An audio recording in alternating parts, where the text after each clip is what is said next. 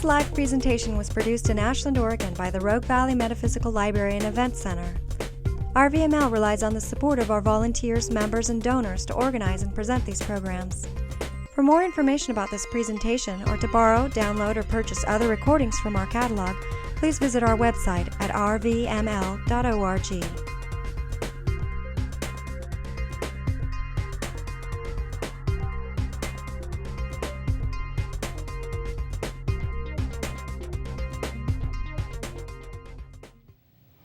So actually, I just want to start off by, as you're sitting there, asking that everyone bring their center of attention a little lower in your body, whatever that means to you. So having the breath in your belly, feeling the weight of your body is a great way to do that.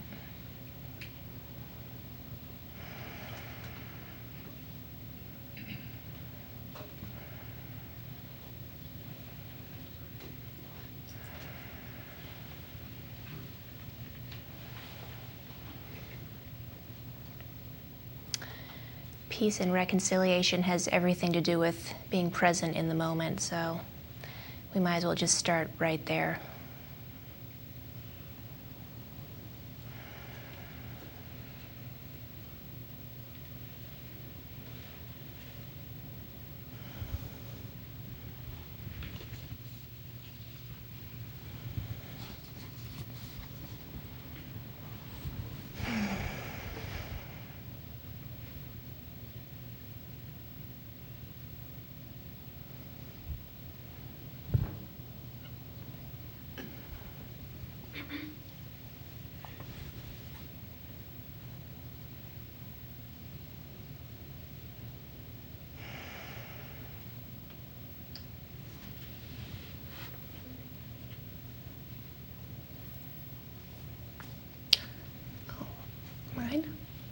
Cell phones. Getting hand signals from Felice, my oversoul. And we never did that particular game of charades, so I wasn't quite sure how to. That was another reminder about cell phones and watch alarms. Mainly because after I do the bit of talking I'm going to be doing, we're going to be going into a demonstration of the work. So obviously tonight I want to share a little bit about reconciliation. And I would imagine that this is a very diverse group in terms of what you think you're doing here and what you think this might be about. So I'm really glad you're all here.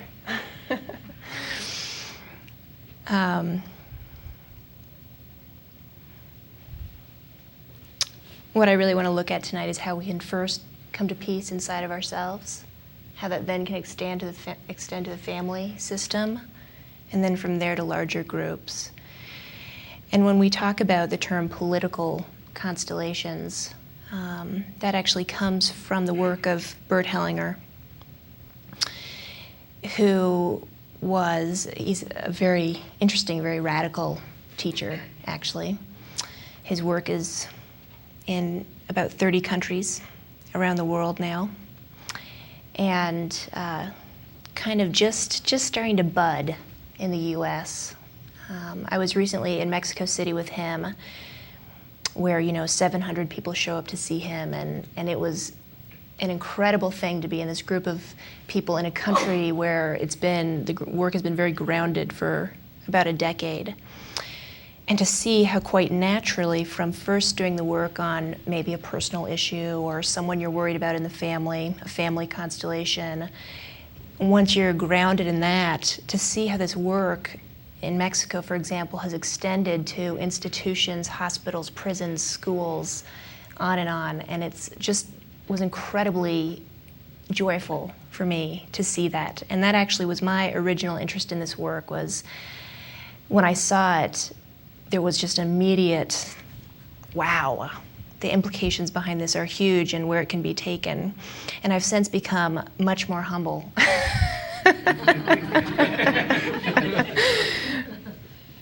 because of his teachings, actually. So I'll just say a little bit about him.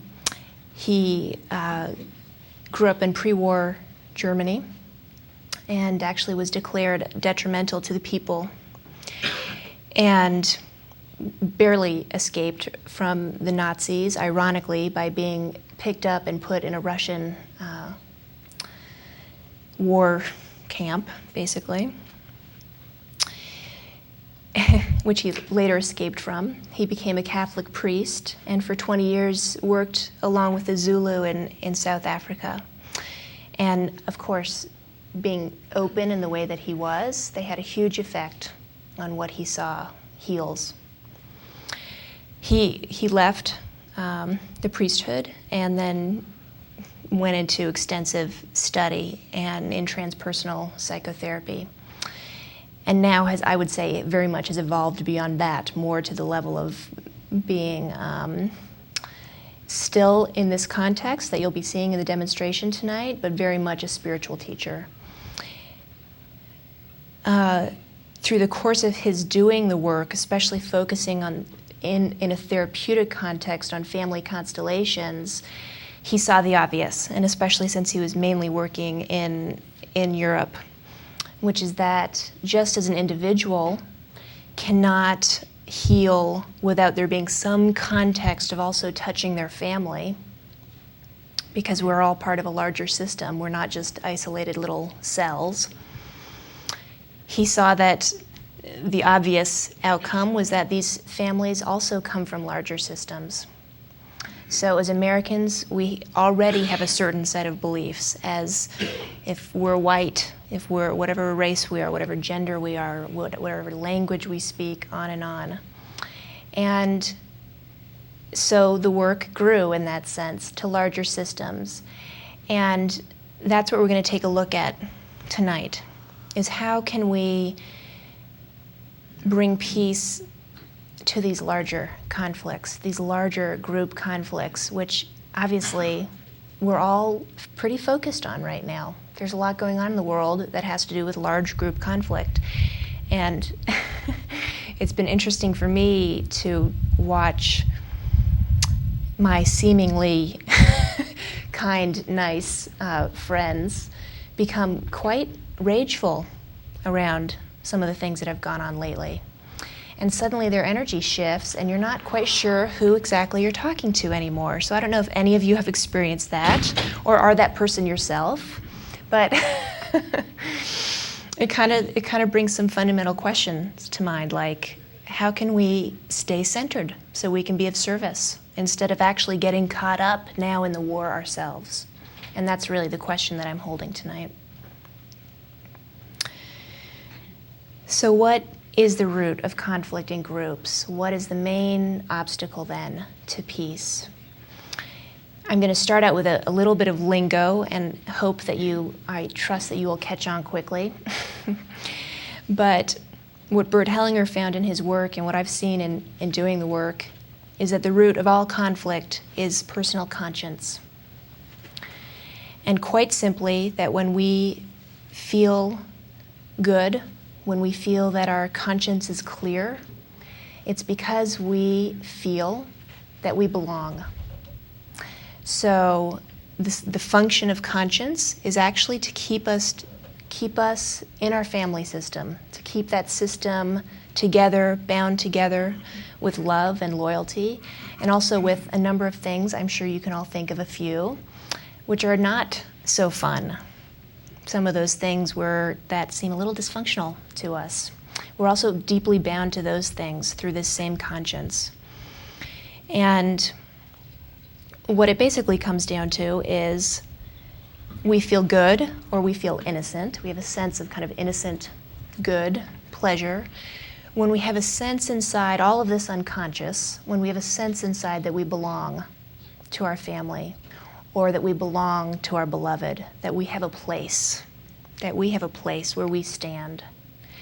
Similarly, we feel unpleasant, perhaps guilty, again unconscious, when we've done something that we feel might threaten our ability to belong to that same group. And what Hellinger observed was that people could commit what seemed like great atrocities with a very clear conscience, feeling that they're doing something right. And again, the other side of that coin is that, and I think we can all relate to this, those times when you feel that there's something, you know what the right thing is to do, but somehow you feel guilty or held back. You don't feel like you can actually take the step to do what you know is right in this situation. So clearly, personal conscience has very little to actually do with objective good or bad. It's a function of keeping us in our family system, and again, extended, keeping us in whatever systems that family is a part of. So our nation, whatever other groups that family has taken, religion, etc.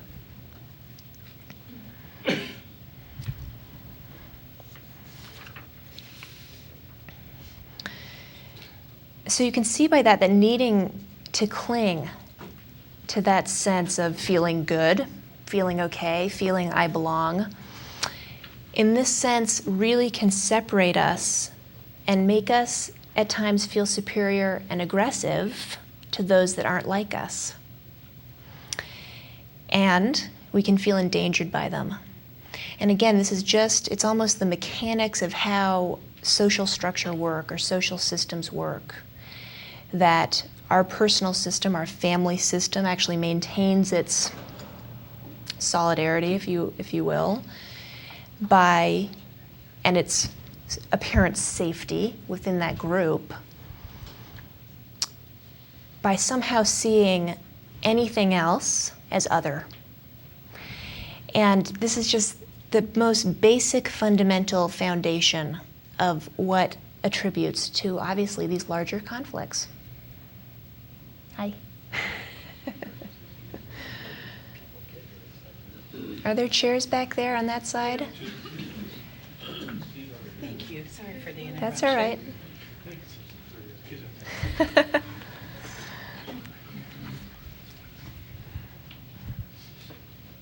So this aggression towards people who are not part of our group, they versus us, is actually nourished in a way by this personal conscience when we're really in its grip.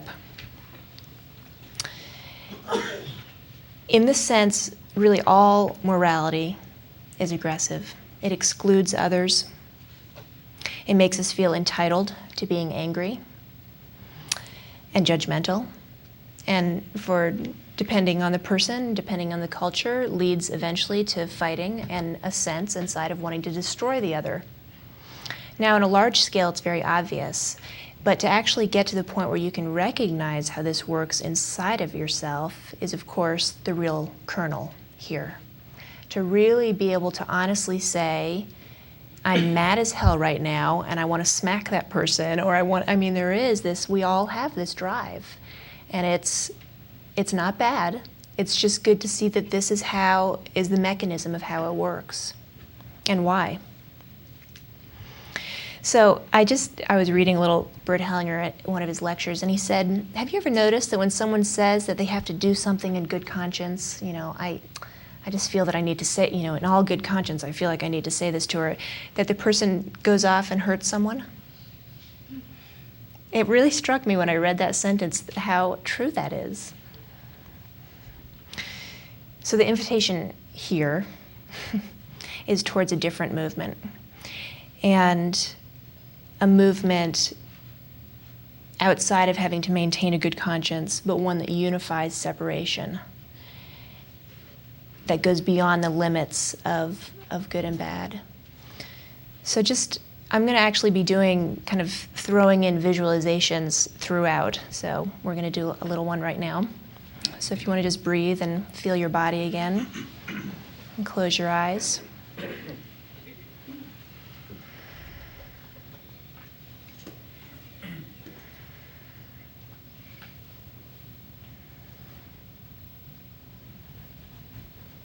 Just turn your attention inward onto your own soul,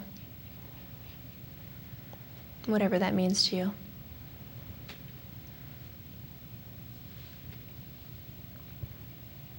Just let arise for you whatever it is that you reject.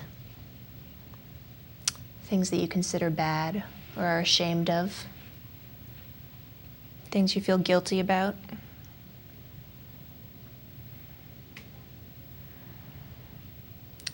And if you just open to that, you may suddenly sense that each of these things is actually connected to a person in your family who was rejected or perhaps blamed, excluded in some way, ashamed, perhaps a criminal of some kind.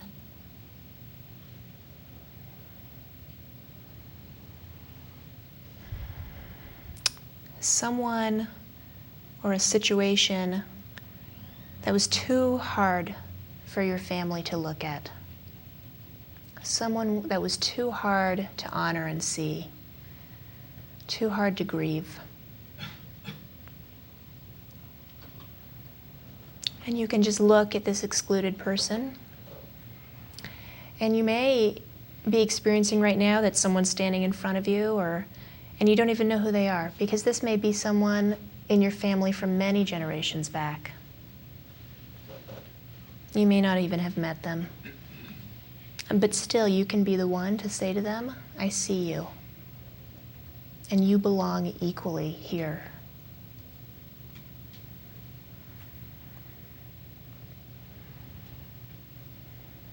And so just continue breathing and feeling that. Any effects at all that has on you. Now this is a movement of the soul, a very simple one, also a very important one that goes beyond good and bad. So perhaps you feel a little more human now, and you can meet the other person as an equal.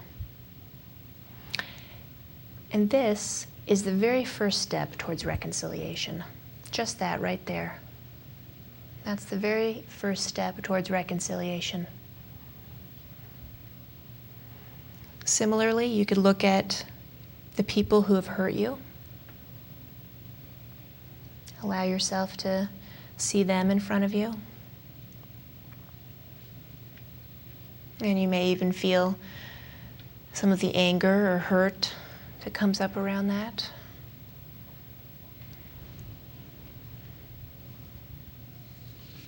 And then you can look at the people that you have hurt.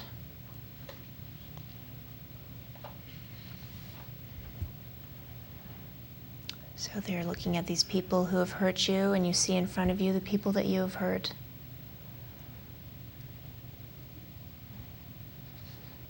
And similarly, you can say to them, now I see you as a human being, and how you are entangled in your family, in the wounds of your family, and how I am entangled in mine. Just that recognition unifies the separation that might be there. And with this, when you're truly tuned in and in doing that movement, there's a calmness and a strength that comes. We're somehow more human when we do that movement, somehow more complete.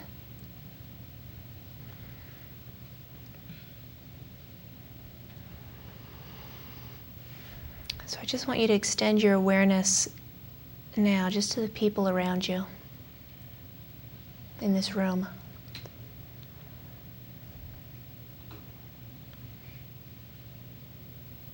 And then expand it out to the entire group here.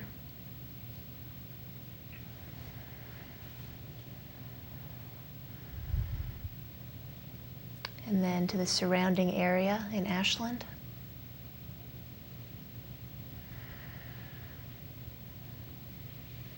And the valley that we're in. And the mountains that hold this valley.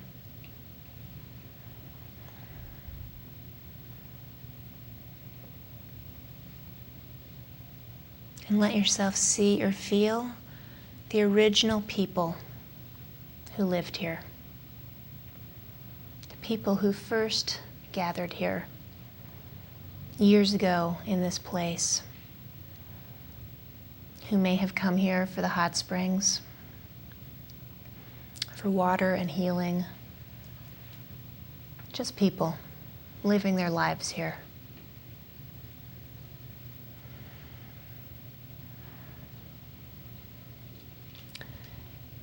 And now let yourself see the people who came next. New people who came to simply live their lives here. To do what they felt was right and good. And in doing so, forced the earlier people out. All in good conscience. All feeling that what they did was right and made sense.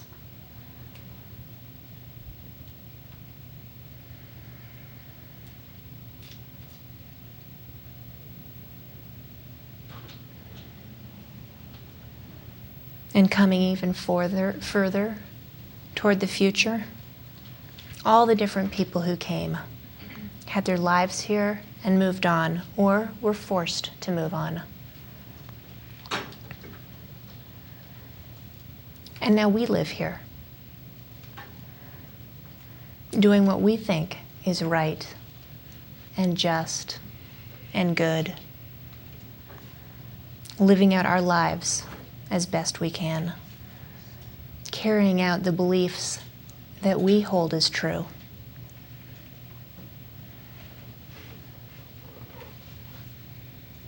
Now, if you can embrace all of this, notice if you become richer or poorer, narrow or wide. If you can really embrace that entire history of what's happened really right here, do you become stronger or weaker?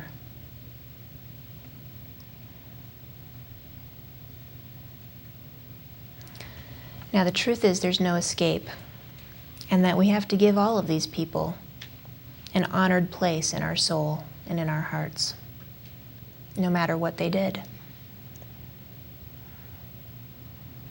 And if we do this, they become a source of strength for us. And we can allow ourselves to see how these different groups of people looked at those that they killed and drove away.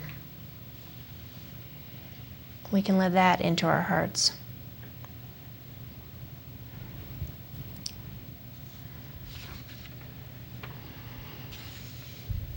What happens if we really see these people and what they did to others, and how they may have been attacked back? What happens if you really allow yourself right now, right here, to see all of the victims?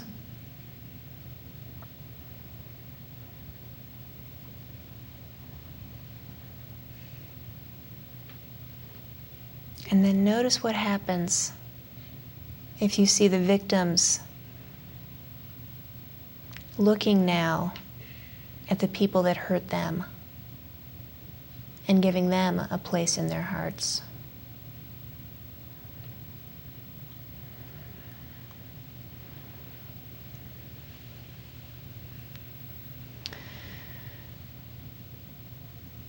So this is reconciliation in the past that helps us now in the future. Now and in the future. And in this way we move up through history to present day. And we take all those who belong to our history, all of them, and we can let go of the judgment of who's good and who's bad.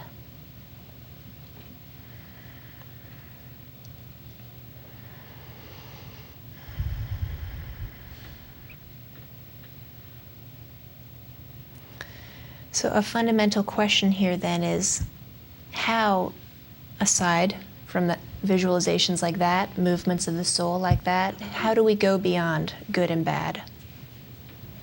How do we make that movement? We make that movement, just as we just did in that visualization, by seeing the victims. Until the victims are actually seen and felt, it's virtually impossible to move beyond the dualistic good and bad conditioning that we have.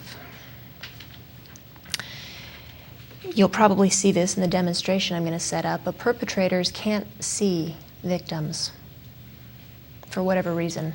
They're unable to actually look at and see the victims. Now, what's of course very common, which I think will seem familiar to you, is a dynamic where those of us who actually are not the victims want to, out of a kind of, I'll say, in some ways we've been conditioned to think it's good to do this, but it is a kind of righteousness or a kind of arrogance. We want to take up the battle on behalf of those victims. Now, if you can feel deeply into what that actually does to those victims, if other groups who aren't even connected to them want to take up the fight on their behalf, you can see that this is actually quite dishonoring. And what it says is that we still aren't seeing the victims. Because to see the victims immediately means that you agree to their fate and that you see their dignity. And the urge to want to become a perpetrator on their behalf lessens or leaves.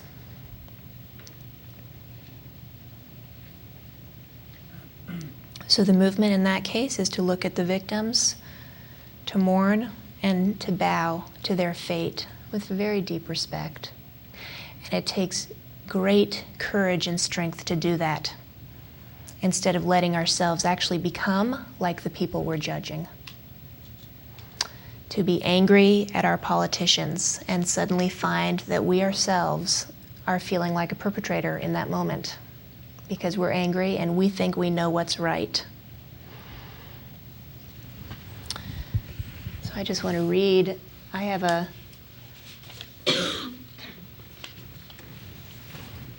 lot of Xeroxes back there. One of them is, I hopefully have, is an article on war. It's just a one-page Xerox written by my teacher, John Sherman. I'm just going to read a paragraph from that. His teacher is Gangaji, by the way. The invitation from my teacher Gangaji, from Papaji and Ramana, the invitation for that matter from Jesus Christ, is to resist not, to be still, to let be what is. War, violence, terrorism, murder, the slaughter of the innocents occur here. Nowhere else. They occur in the first thought, that's wrong, that must be stopped. The beginning of the war is in that first movement to resist what you don't like about yourself. The war begins in the individual relationship with the incessant swirl of positive and negative emotion, of positive and negative ideas, of positive and negative activity that rages in your own mind, in the incessant self-referential determination to make sure that what happens here is right, is true, is good. That's the war. That's the war that flew those airplanes into those buildings. That's the war that drives the bloodlust for the slaughter of more innocents. That's the war that is behind the arising of the war between peace and war. The war ends in the instant of recognition that it's all in you.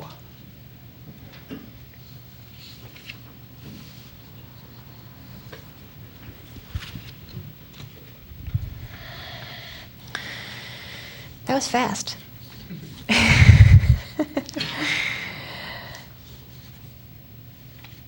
I think what I'll do is go ahead and take some questions now, and if there are any, describe a little bit about the constellation demonstration that I'm going to do, and then take a break and then do the constellation, and there will most likely be questions after that. Are there any questions at all right now?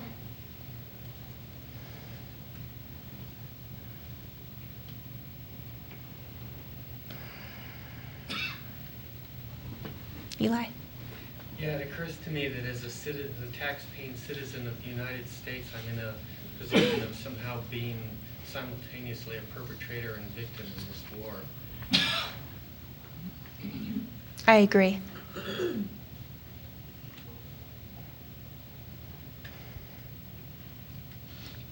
What does that feel like? Well, part of me is angry and part of me has sort of a sick feeling. Is that what you're asking? In the recognition, which you no doubt have had for quite some time, that you're both a perpetrator and victim, as we all are. What does that feel like to recognize that? Oh, to recognize it? Oh, well, that's pretty good. Mm-hmm. It is, because it's accepting what is. Mm-hmm.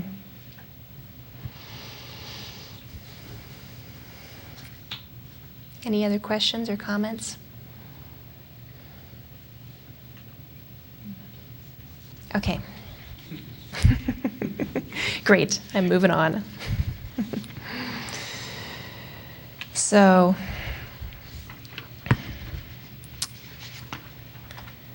let me just collect my notes here on my client.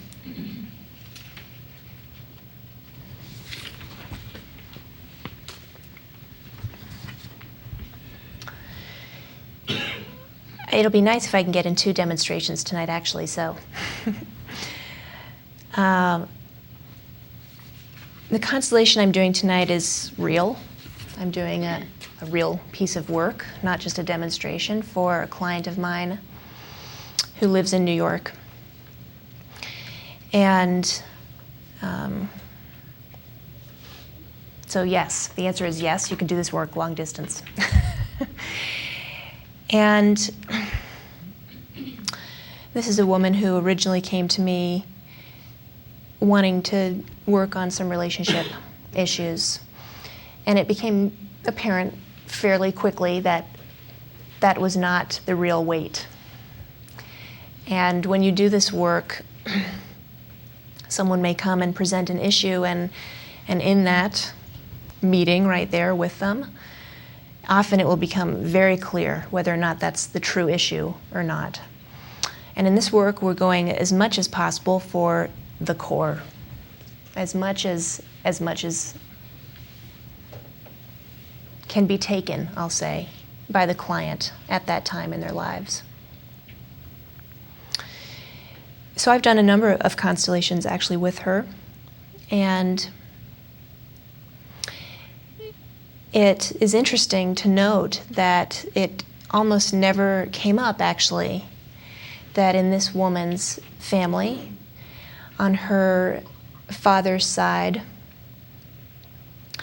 she has a lineage of slave owners. Her grandfather owned one of the largest, and great-grandfather owned one of the largest slave plantations in the Carolinas.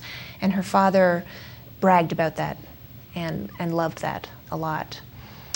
And as she grew up, her parents actually created a private school so that she would not have to go to school with any people of color.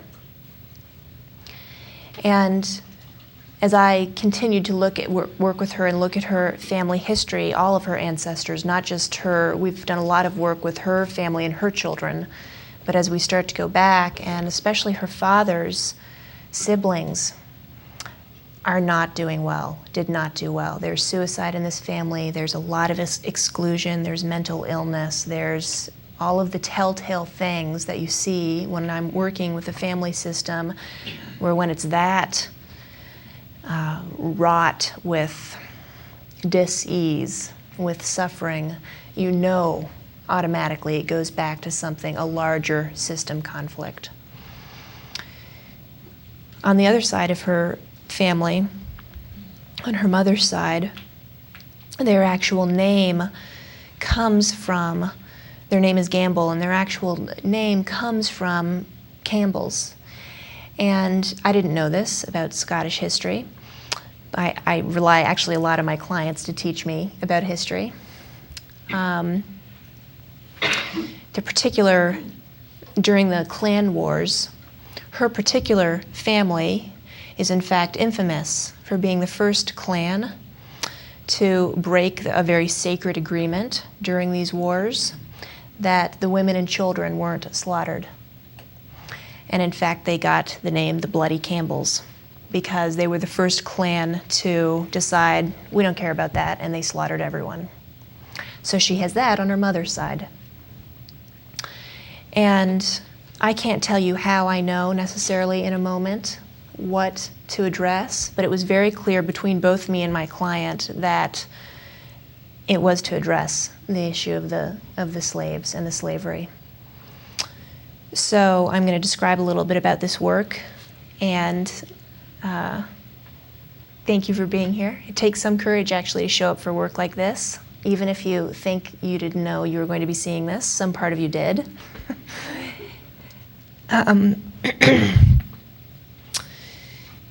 When I set up, a constellation,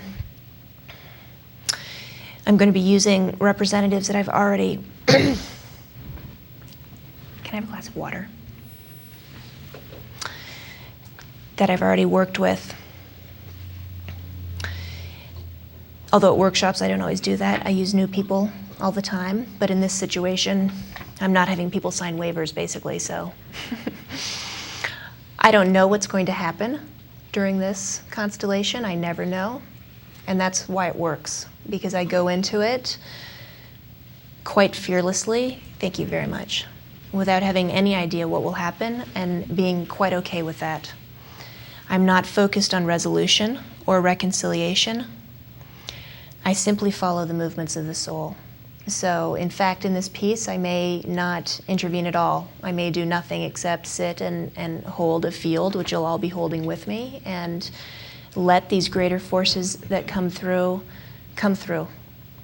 And so we're very lucky because we have a bunch of really seasoned, awesome representatives here who have done a lot of work, and so I'm happy for my client, actually, for that. They don't know anything other than what I just told you. They don't know anything about anyone they'll be representing. They'll just be following their inner movements, really, is the only way to describe it. And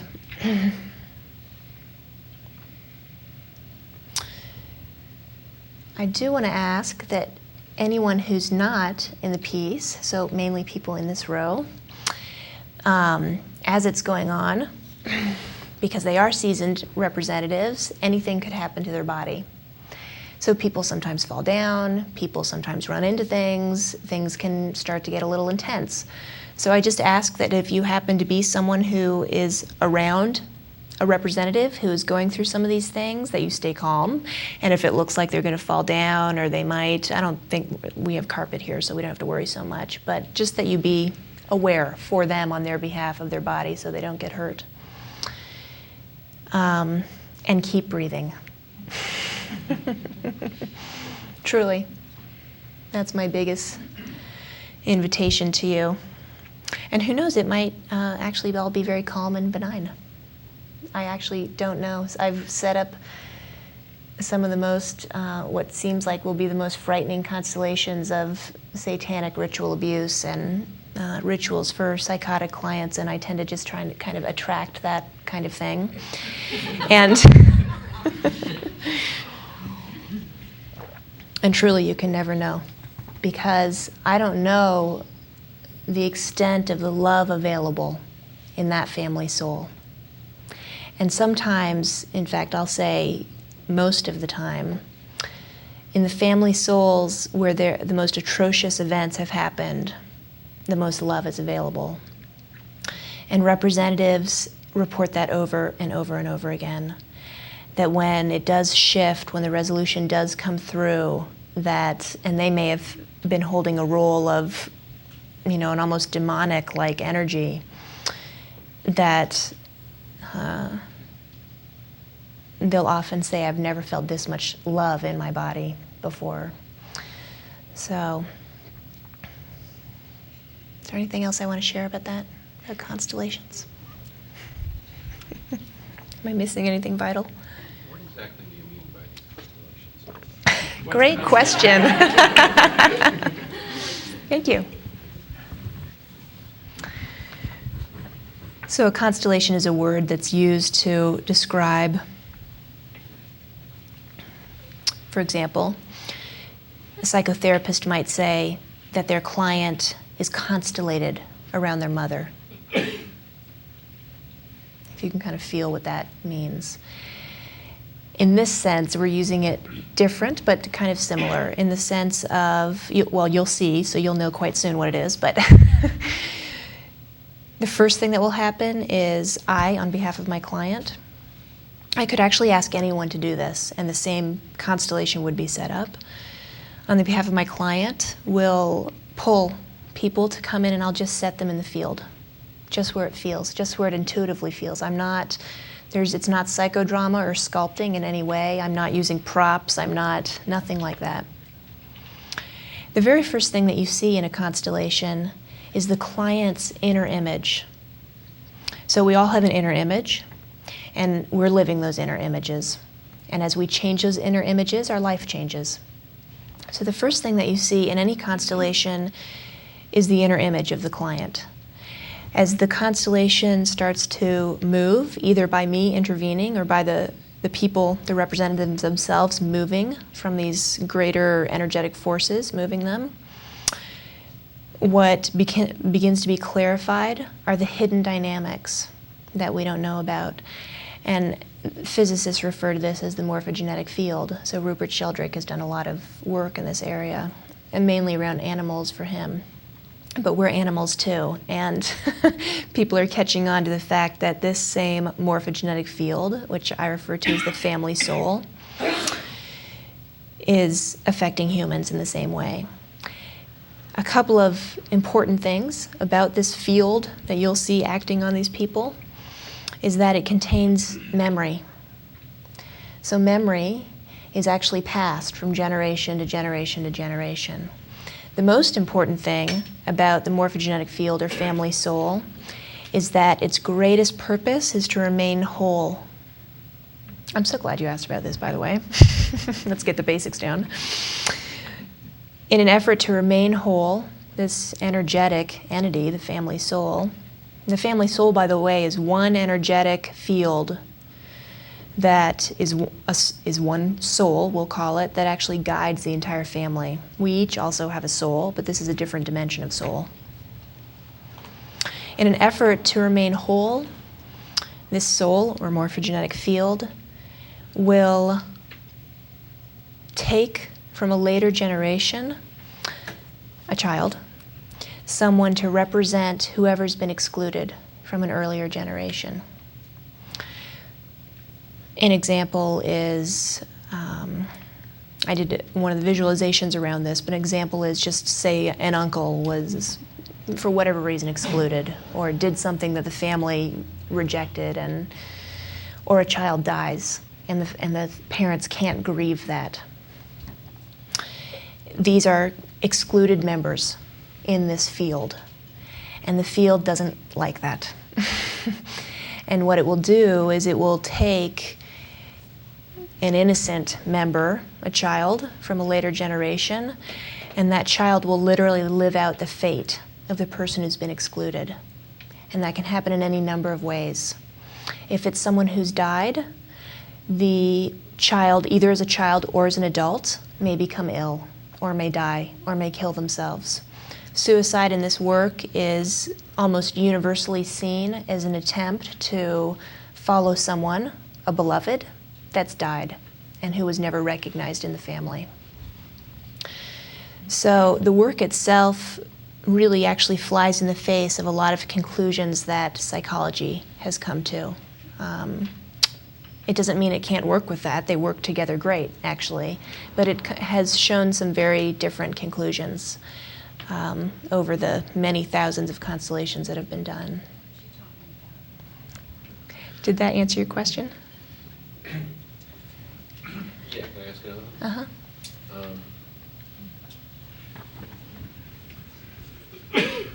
You began this with a more, by having us focus on what I would say is a more universal constellation, not a family constellation.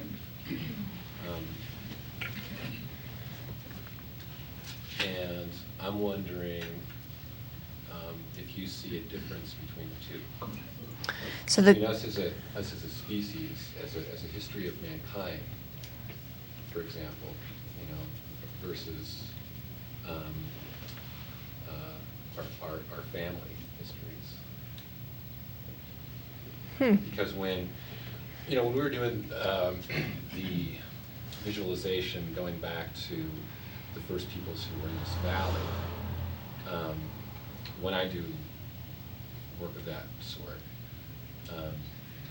my conclusion is that there's no separation, that I'm those people. I don't think of them as whether I'm the victim or whether I'm the perpetrator. I know that, as I'm just part of a huge soup pot known as humanity. So when you break it down into a narrower field of vision, i.e. the family, right. Is there a difference for you between that and us as ultimate beings? I mean, us, for example, us as a family in this room. Right. I don't. But the people who come to me for help do. And because I don't, that's how they're helped.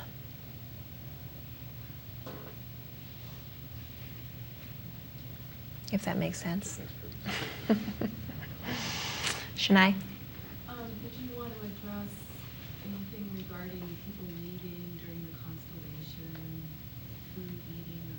Sure, I can do that. I don't think I really need to with this group, but if during the actual constellation, if you can not leave, that would be great, or eat, or talk. If you are starting to have an inner movement, which is not uncommon, if you're starting to feel something, if it's bringing up something for you, I welcome that, absolutely. That's your own healing. So just breathe and be with it, and let it have you. Let that movement have you.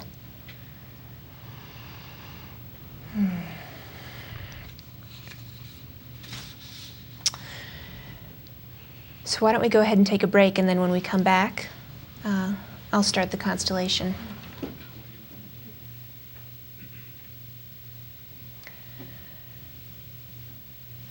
So just to further bring your attention to the fact that what we're about to do is an actual piece of work for a real person who's feeling it as we do it. So it's not only truly a great honor to be able to work in this way,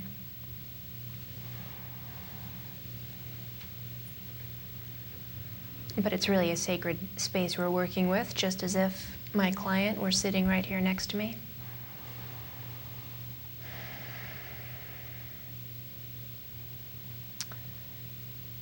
So just to explain a little bit, there may very well be times when I bring in a representative and don't say who it is that they're representing.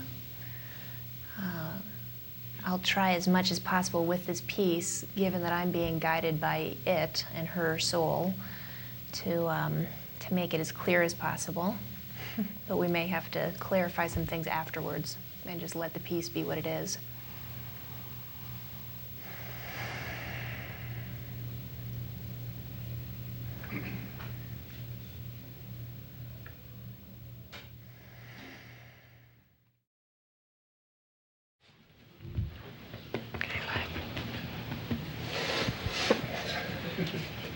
Thank you.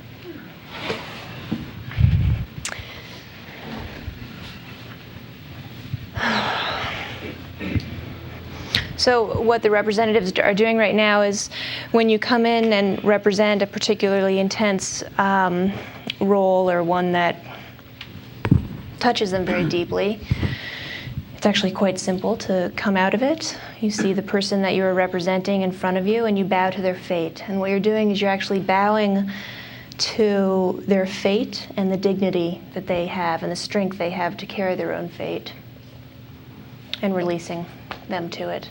So we have about 4 minutes questions? Eli. Who was I representing?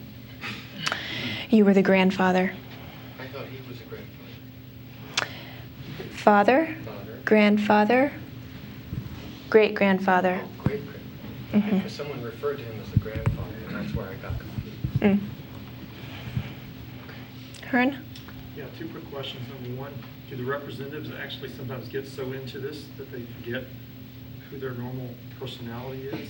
And number two, do the representatives get affected in their own lives by this event tonight? Will they somehow get some after effect of what we just witnessed? So I'll answer the easy question first, which is the second one. Yes, they're very affected by it, and huge amounts of healing, I mean, unbelievable amounts of healing come from being a representative. And I get emails and phone calls and stories all the time from people who have come just as representatives, or actually people who have even just sat in the audience. And I mean, I am privy to the most amazing stories of healing just from being in the field, let alone actually really being in the field. So yes, if I had time, I'd have some of them comment on what's happened for them with that, but you'll have to wait for next time, or grab them and ask them. And the first question was, do they ever... Do they actually forget who they are in the midst of this theater we're watching sometimes? My answer to that is no, because I've never lost one yet. So I can always get someone out of their role very easily. There are moments when I, as a representative, am fully in it. Certainly. There are moments. It's not, but it's really easy to drop to. And of course, that right there in a nutshell is a big piece of what you get as a representative, is not only all the energies that are moving through you and touching whatever unhealed places there are in you, but this is actually a practice in non-identification. So one of the quickest things that a representative will get is, oh, well, if I can step into terror and 5 minutes later drop it, then certainly in my own life, I can have my own fear and just drop it if I want. And so they become, the nervous system as it is developed in this way becomes more and more, and as the mind gets used to that possibility, it becomes more and more attuned to, I don't need to identify with all this emotional energy. I can just be. Without being here, how will this benefit or transfer to your client? Actually, I'm finding in my research that the long-distance work often has more of an impact. Not always, but can certainly have more of an impact because it's just a straight shot of energy. Shifting her blueprint of fate is what we call it.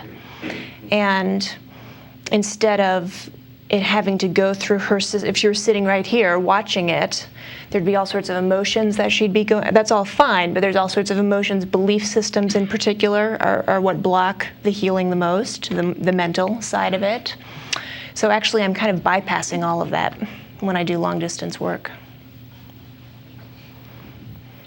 My great-grandmother was committed to an insane asylum by her husband in 1903, and 2 years ago I got her record, and as a result of doing the research, starting the family research, discovered that in the 5 generations since her confinement, she was there 46 years before she died, and she was not insane. And so it has been my passion for the last 2 years to write a book, to have a headstone on her unmarked grave. What I've discovered is that my life has paralleled hers lockstep. Right. And I have found there has been one child in every generation who has carried that. Right. If I'm able to do this book and to bring justice and restore her back to the family, because she's in an unmarked grave and her name has not been spoken by the generations since. So my promise to her in March of this year is, last year, as I found her unmarked grave, is that I would put her name on the lips of every American in the United States alive today. Will this stop it? Can I stop it now through me and my work? I believe you can.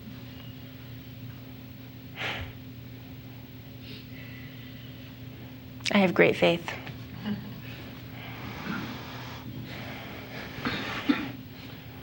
I don't know if I'm going to use the right terms and phrase it right, but in my mind, the father, grandfather, Africa, America, are these all metaphors that can reach way down into our deepest consciousness and represent things and be presented to us? I think you've used all the terms right, and I have no idea what you're saying. So yes was my sense was yes. That's fair enough. Okay. Two things. One is remember to tell us the details. Right. About Thank you. Yes. How to get involved with this work, with your work. And the other thing is as I was sitting here thinking about, I'm sure lots of people have been thinking about their own families after watching this. And something I recently learned, or I guess I knew, but I somehow didn't put it all together, about my family is that there is one year that happened several years after I was born. I have a big family, and there is an unreasonable number of cousins, relatives of mine that were born in that year that either have died young or their lives are a mess and they're probably going to die young. Like a bunch of them. I never noticed it until I was recently visiting with my family, my sister, which pointed it out to me, the pattern that they were all born in this one year. Have you heard of anything like that? And so that could relate to the same kind of Definitely. thing. So there are people, I won't go too into detail on this, and I don't know that much about it, but there are colleagues of Bert Hellinger's and those who are following him who are much more interested in the research aspect of it and have really gotten into looking at things exactly like that and tracing back in just minute detail family histories to the point where they can trace back to a day, or a year kind of thing when a certain slaughter happened or a certain massacre happened and trace it right up to a pattern in the family. It's quite amazing, actually. So, Was your client aware that this event was going to happen this evening at this time? Yep. And was she in any meditation or just asleep or any preparation? I gave her the time, although for the ones who do it during a day-long workshop, it's been, of course, very interesting. They don't know during the day when I'm going to do it, but numerous times, many times now, they've called me up and said, "Did you do it at this time?" And that's pretty much exactly when I started it. So, yes. There's a certain psychological coping skill that I once was brought to my attention. That is, if you have a situation that's causing you distress, rather than to block it out, is to try to focus intently and with intention into the center of it and stay there as long as you can. Yes. Can someone do the same kind of work by using this type of... That's a great question, and I use that exact thing often, very often in fact, in conjunction with this work. What I have found and why this work has gained such a feverish popularity in other countries and is gaining in the U.S. as well is that what happens for people is they can do a certain amount of work, and then it gets to a point where, oh my God, I've done everything. And this, and has not addressed it. At this point in this work, especially in this country, those are the people who finally get to this. Because they've done everything else and they've cleared out, using techniques such as this, they've cleared out huge amounts of their issues and pain and suffering, and yet there's still this thing they can't get to. And so often that means that they need to actually address it through the family soul. And I don't have any great need for it to be in this particular way. I simply haven't heard of another way that does it so effectively. But I do have clients that are tuned in enough from having done things like that where I can just give them kind of an image of a movement of the soul, kind of like the visualization we did, and they can really go with it and heal huge amounts. So, yeah. I think we need to be done now. I'm getting a nod from the director.